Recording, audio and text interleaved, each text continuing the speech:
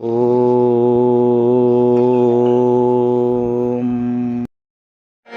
दर दर पे दूर दूर करते थे, कहते फकीर है, जब मर गया दफना दिया अब कहते पीर है, जब मर गया दफना दिया अब कहते पीर है। दर दर पे दूर दूर करते थे, कहते फकीर है, जब मर गया दफना दिया अब कहते पीर है, जब मर गया दफना दिया अब कहते पीर है।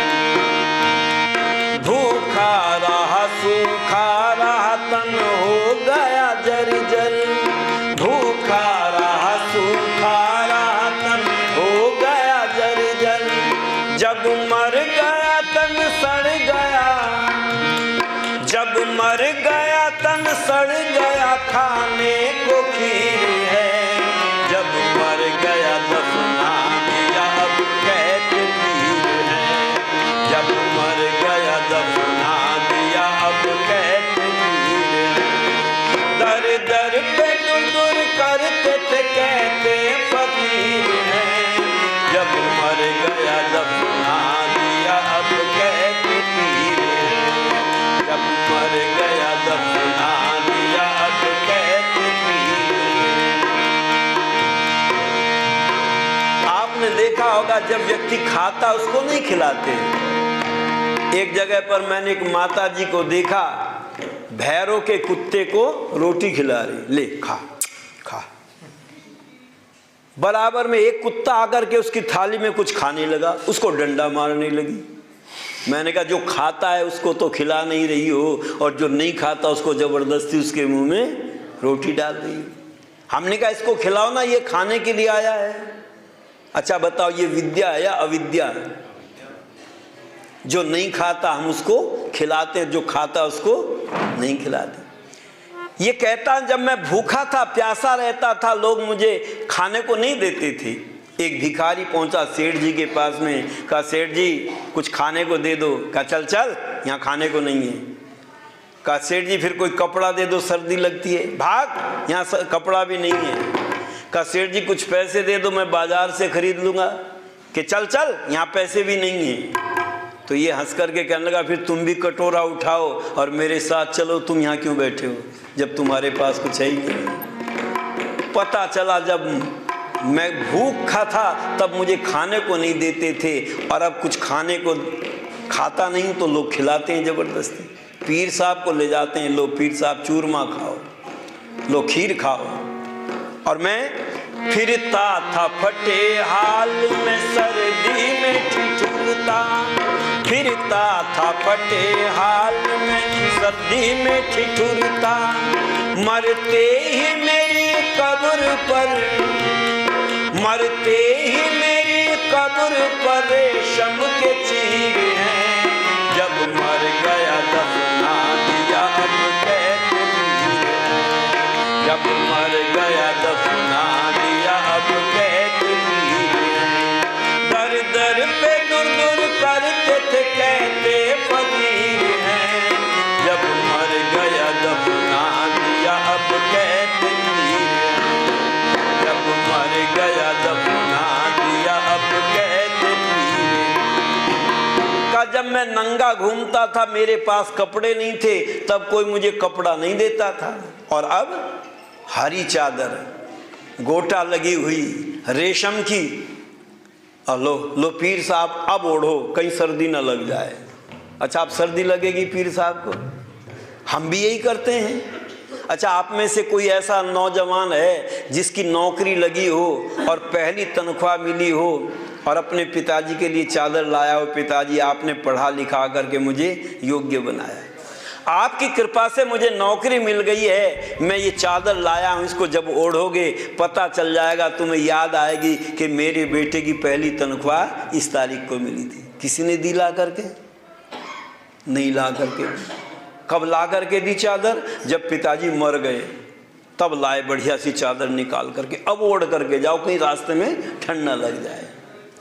और ढेर लगा देते हैं चादरों के।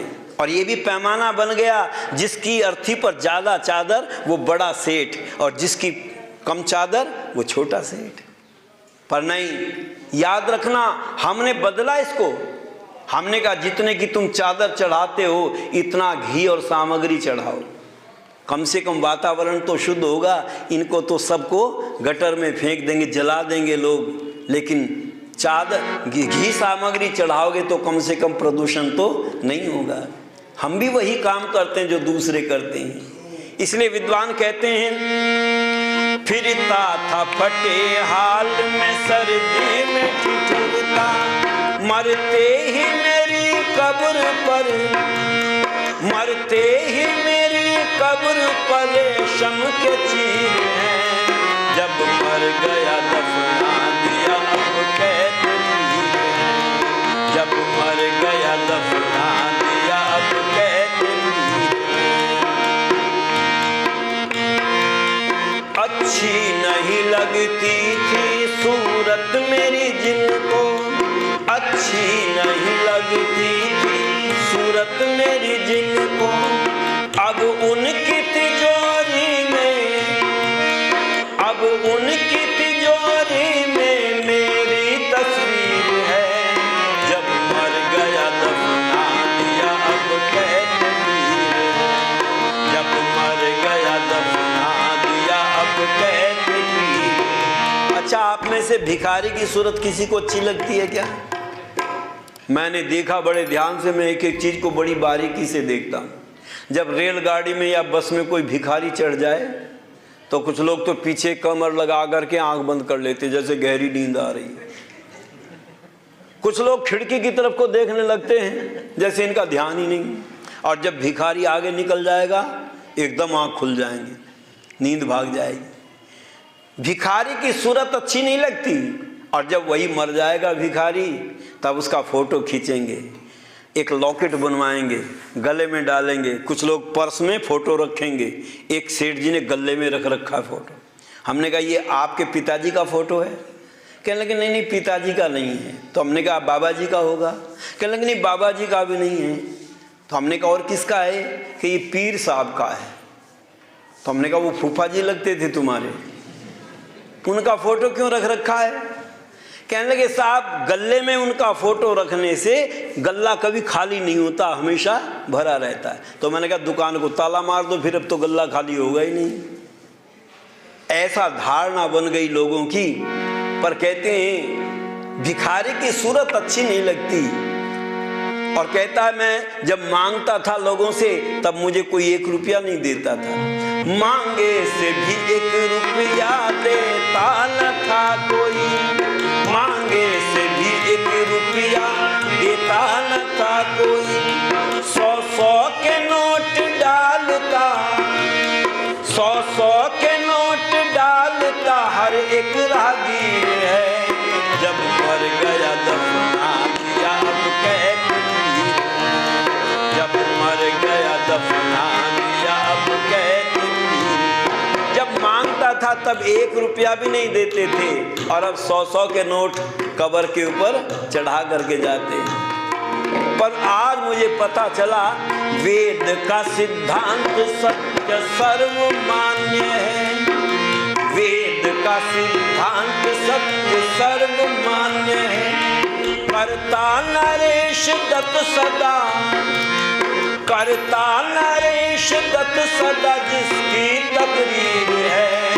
जब मर गया दफना दिया अब कैद वीर है, जब मर गया दफना दिया अब कैद वीर है। दर दर पे दूर दूर करते थे कहते फकीर हैं, जब मर गया दफना दिया अब कैद वीर है, जब मर गया दफना दिया कैद वीर है। इसलिए धारणा बनाओ, यथार्थ ज्ञान को विद्या कहते हैं और विपरीत ज्ञान को अविद्या कहते हैं, और ये अविद्या ही मनुष्य का सबसे बड़ा शत्रु है।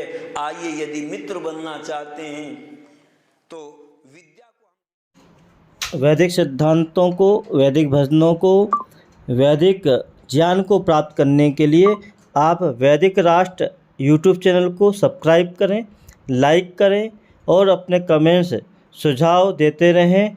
आपका बहुत बहुत धन्यवाद।